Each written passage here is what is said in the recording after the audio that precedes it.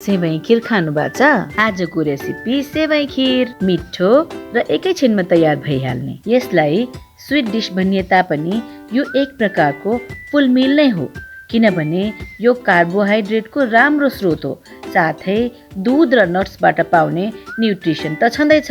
यसका लागि चाहिने सामग्रीमा दूध, घिउ, स्लाइस्ड नरिवल, क्रस्ड सुकमेल, किसमिस, टुक्रा पारिएको बादाम, सेवई, टुक्रा पारिएको काजु, मिल्क मेड, चिनी अनि केवडा एसेन्स। ल सुरु गरे है त। सबैभन्दा पहिला मिडियम फ्लेममा एउटा डेक्ची बसाल्ने र त्यसमा घिउ हालेर तताउने। घिउ तातिसकेपछि काजु र बादामलाई फ्राई गरी अर्को भाँडामा शिफ्ट गर्ने।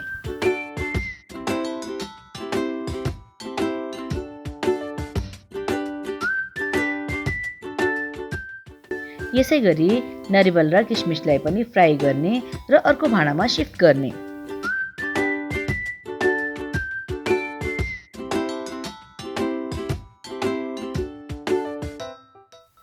अब सेवाईलाई पनि त्यही डेक्चीमा हालेर 2-3 मिनेट जति रोस्ट गर्ने।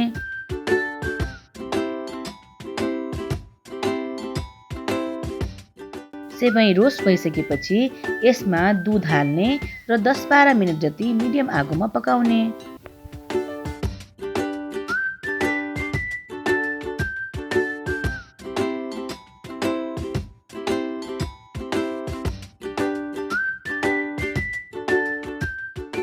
दस 12 मिनेट भइसकेको छ।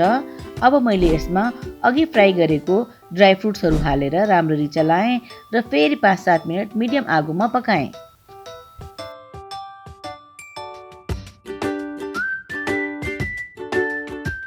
अब पालो भएको छ मिल्क मेड र चिनीको। मिल्क मेडमा सुगरको मात्रा बढी हुन्छ, त्यसैले चिनी अलि विचार गरेर हाल्नुहोला। चिनी मेल्ट हुन्जेलसम्म चलाउँदै पकाउनु पर्छ।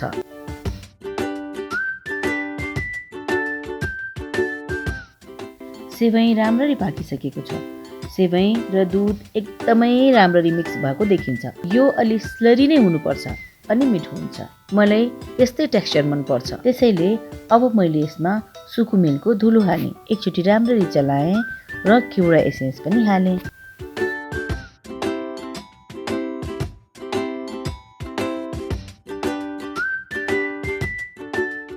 अब फ्लेमलाई स्लो गरी 1 मिनेट जति चलाउने र फ्लेम निभाइदिने। सेवाई रेडी भइसकेकोले मैले यसलाई डिस आउट गरेँ। छिटो र मिठो यो परिकारलाई ब्रेकफास्ट वा डिनरमा ट्राई गर्न सक्नुहुन्छ।